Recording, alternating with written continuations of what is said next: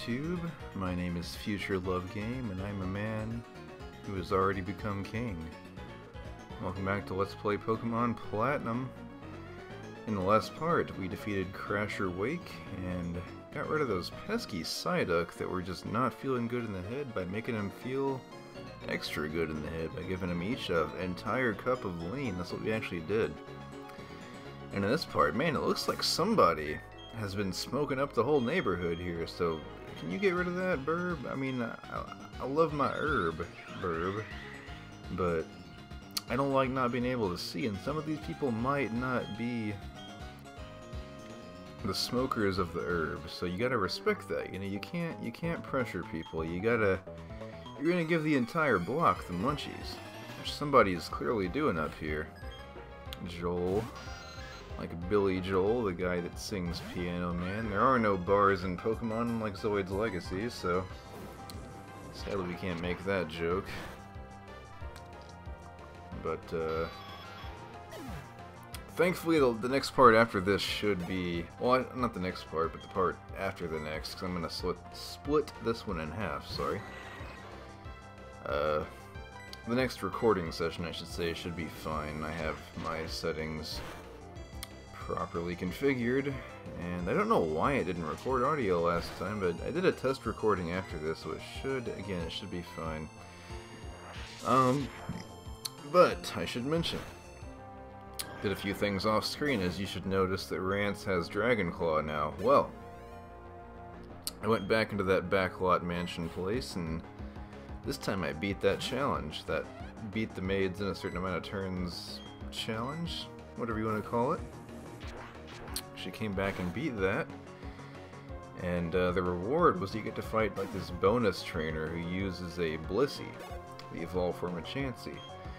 Now, honestly, it wasn't nothing you guys wanted to watch, because the guy, all he did was just spam fucking Light Screen and Defense Curl over and over and over again, and then just keep using like Sing and shit. Hit me 4 times in a row with Sing, by the way. Holy shit. So, it would have been a kind of a boring battle to watch, but just so you guys know, that's what happened. I fought him, got the XP, and then Rance learned a Dragon Claw, which means he's a much more valuable asset to the team now because he has an 80 power stab move, and I gave him the Draco Plate as well, so that's even further boosted. He is going to be a lot stronger from here on out. Right now we're just heading through this one route. Not sure what number it is, I wasn't really paying attention, but just doing some exploring, you know, moving on with the plot, trying to get to Celestic Town to see what Cynthia was talking about. But yeah, this Dragon Claw can just own some serious faces because it has no, like, unfortunately, it has no special secondary effect to it. It's just a fairly strong move, that's all it is, but sometimes that's all you need, just to get the job done, you know? Dragon-type moves are quite rare, even in this generation. Of course, this lady has a Grotle, who predictably could have already been a Torterra.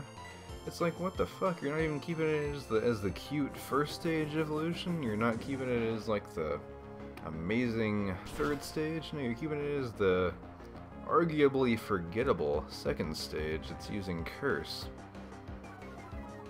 It's about to curse an image. I mean, it's trying to be like me, but obviously it didn't, you know, expect a Fire Blast from a fucking Landshark Dragon hybrid looking ass dude. It does not, excuse me, does not like the sound of that. Also has a Girafarig, which is a palindrome Pokemon. So let's get Cane of Water out there to end its life. I always like figured that the sorry, I had to clear my fucking throat for some reason. The tail end of a Girafarig is like a Chain Chomp to me. Gonna be using Light Screen to get that special defense up, but it ain't gonna matter when it gets confused in a second. I say because I've This is post-commentary, I know what happens. Yeah, I gotta say, Cane of Water has been doing great with the confusion lately. Just, hitting it back and forth. I mean, Cane of Water in real life is a very confusing person, so I could see that working out really well for him. Thankfully, he will hit himself this turn. And therefore, open the door up for me to finish him off with a Water Pulse again. Didn't even need Blizzard, baby. Give your XP to me. What kind of IE? What the hell are you trying to say, girl? Anyway, he's got a double battle coming up. And this is the one I was talking about, by the way. This is the one that can throw you for a loop. If you're not careful. We got Mr. Zach here. I don't know anyone named Zach spelled like that. Specifically, I know a Zach that I used to hang out with back in the day, who I still know through Facebook. He's really cool. I want to fucking chill with him again.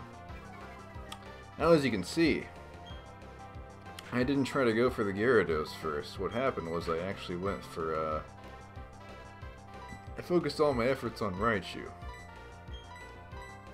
Ultimately, this wasn't a good idea, as you're about to see. Because this Gyarados just happened to know Aqua Tail, which is a very powerful physical water move. It hits like a fucking truck, and I believe it can also flinch. Or no, well, is he gonna use it yet or not? I mean, obviously Ice Fang is gonna kill Rance, so that's like no-brainer. Because, you know, double super effective, and the fact that I was... My defense was already low at that point, so there wasn't a lot I could do. So we're gonna bring in Psyche here, try to get a hit off. But this battle is, again, kind of throws you for a loop. You got some pretty high-level dudes. Had to waste my turn there because I am not going to divide, or not going to lose XP. I'm gonna have to divide the XP already, which fucking sucks, you know, to begin with. But here it comes. Watch this. Aqua Tail against my Pokemon with the most HP and special defense of my entire party. Completely fucks him up because it's a fucking physical attack. And my defense was lowered again, so you gotta keep all that in account. Getting Rance back out here. Thankfully we do have Thunderfang to take care of that Gyarados, who did not intimidate our Psyche. Gotta appreciate that all you can, really. Raichu just pelting away at us the best he can. Is it a he or a she? Oh, man, they're both male. Okay. I always thought the trainers had like the same gender Pokemon as their gender, but I guess that's not all the way true. Thankfully, we're pretty much open to take this Raichu out because it has, you know, half health to begin with. We could be using Brine here if we had it, but we don't, so not that it matters at this point. Let's just claw him all the way through.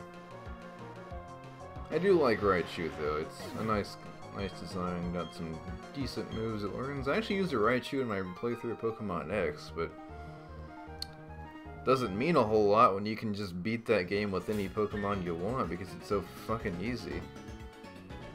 Seriously, someone tell me in the comments if you had any trouble whatsoever with Pokemon X and Y, because I thought those games were like, not even just in the Pokemon series, just some of the easiest video games I have ever played in my life.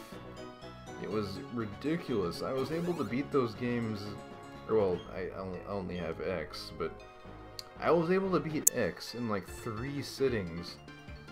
Just playing casually, not speedrunning, not rushing, no grinding whatsoever, no XP share, no fucking free Mega Blaziken because I didn't use it. Didn't even use the second starter the game gives you. Just straight up regular, you know, basic team building. I had Delphox as my starter, which, as John pointed out before, can solo the entire game because almost every Pokemon in that game is weak to either fire or psychic types. It's just such a ridiculously easy game. I don't get it. Like, why? What was the direction there? I don't understand that at all. And we have Ernest here. I don't know anyone named Ernest. I know the importance of being Ernest, which was like either a movie or a Broadway play, I don't know. It was advertised in Spider-Man 2, the movie, the game, which is a pretty good game. If you like the superhero type things. I wouldn't mind LPing that game one of these days. It's just the fact that the Mysterio mission, the mission leading up to go into the Statue of Liberty is bullshit, because you have to, like, rescue these dudes in a time limit, and the controls are kind of weird on it. That whole, like, section leading up to Mysterio is just bullshit, because you can't use your spider sense for half of it for some reason. I got stuck on that when I was a kid for the longest time. It's not even that, it's a very short game too. So funny enough, you can get past that part, you can pretty much beat the game because it's not even like that long, you know? Here we have Probopass, the evolution of Nosepass, which gains a steel typing, so we should really have used Mud Bomb here, but I wasn't thinking, so I used Water Pulse instead. But yeah, kind of a weird Mr. Potato Head looking ass dude who gets confused, thankfully. Like I said, Cane of Water is just shutting him down lately with these confusions going on. Gotta give him props for that, because he was kind of missing a lot of attacks earlier, but you know what, he made up for it, so I can't rag on the guy, you know? He's been a great asset to the team so far, and I got a feeling he'll just continue to be such a thing, because we have a, spoiler alert, a Steel-type gym coming up. So he'll be incredibly good for us in that regard, because Steel does, or Water resists Steel, so there you go. Anyways, you have to bike across those little thin planks of wood. Just in case you didn't know, you can't walk across them. Another Mothim here. You know what? I said I was thinking about using him. I'm actually completely unsure on the 6th member of my team. I have the 5th one planned out, but I was originally considering not Misdreavus, but its evolution, Mismagius, the one that you saw Fantina use. Until I found out. Oh yeah, by the way, those are Pearl-only Pokemon, so I can't get them. And I can't even use Duskull because you have to fucking trade to get its evolution. Speaking of Ghost Pokemon, there's a Shadow Ball TM if you want to use it. Very good move, by the way. It hits pretty hard and it lowers special defense. Just all around nice to have. There was something that I had mentioned around the last time I recorded this, but I'll get to it in a minute. So yeah, I'm not sure what I want to use for my 6 team members. If you guys have any suggestions that's not a Pokemon that I fucking hate, I'll consider using it. Maybe even name it after you, I don't know. I'm at a loss right about now. So this is gonna be like pretty much my last recording for a while because I'll be kind of busy after this. Just a bit, you know. Got a lot of things to do. Got a lot of China to steal. Thankfully, Mary Lee Walsh is not always waiting to ruin my fun. Fucking Chris Chan references, really? Oh, hey, look, Nathan! I didn't notice that in my last, in the actual recording of this. That's kind of cool if the guy has my name. Why am I toxic? Yeah, he is gonna use a disgusting dose of toxic on us, which we have to say, throw mud in your face, my dude. I do not like being toxic at all. Normally I'm not a very toxic person myself, but you know, sometimes these guys can be.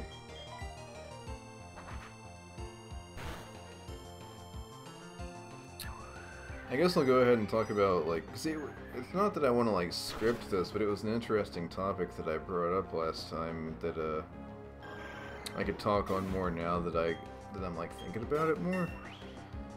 It's the whole concept of people that, as I call it, retcon their life. I can't stand, like, it pisses me off so much when people try to retcon their life, and I'm gonna make a separate video about this later, so I'm not gonna go too deep into it, but what I mean in a nutshell is, like, people that claim, oh, I hated what I did in my past and I was never into it, or, you know, saying, like, yeah, just saying that they were always a certain way, or that they were never into a certain thing. Like, if I were to, like, what's something that I got into really late in the line, like BlazBlue. I love the games, the BlazBlue series. But what if I were to say, oh yeah, well, I was actually a big fan of that since way back when the first game came out? Well, no, I wasn't. I'd never even heard of it back then. I didn't even play until the third game came out, Chrono Phantasma. So, no. I'm not gonna say that just to look more credible within the fandom or something like that. And I brought that up because I got into a kind of a tangent about celebrity crushes, and I brought up that,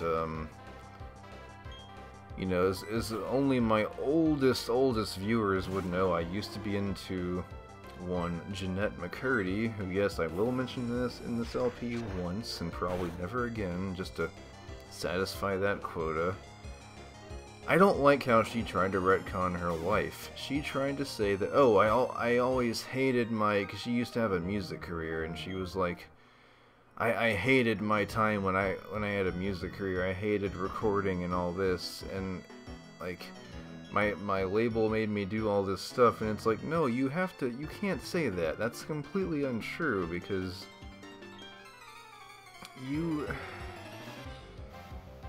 clearly you had fun doing what you were doing. You were incredibly enthusiastic about, like, an album release back in 2009 before you had a record deal, so you can't say that you didn't like doing it. I hate when people try to do that. Just admit that maybe you don't like it anymore, but to say that you never liked it to begin with is like just being incredibly fake. I mean, at that point, you're no better than Bob Saget when he was trying to distance himself from Full House by making a bunch of fucking edgy jokes about shit. I mean, are you forgetting that you had fans back then from that era of your career? I mean, yeah, don't be like Digibro, who was like a pillar of the MLP community back in the heyday of bronies, and then now he's like, oh, well, you know, I was never really all into that. And it's like, bullshit, dude. You were a huge fan of that back in the day, and of course when someone wants to, like, challenge to, like, talk about the community and how it grew back then, oh, well, I was, like, pretty much the original. You know, I was the one that started all that stuff. You can't have both. You can't say you were never all that into it and at the same time claim that you were the one who started it all. Like, what the fuck? I know I've made a few digs at him in this LP, and it's just like, I don't know. He puts me in a bad mood. I used to really, like, fairly enjoy him anyways. I thought he had, like, some kind of good videos, and then the more I watched him, he just put me in more and more of a bad mood. And like, no other YouTuber has done that, so if anything, I'll give him the props for that. I'll give him the gold medal for pissing me the fuck off, but any kind of award that I would want to have if I were anyone with self-respect, really, but I mean, how much self-respect can you have when fucking K-On! Is your favorite anime of all time? You fucking moe shit lover.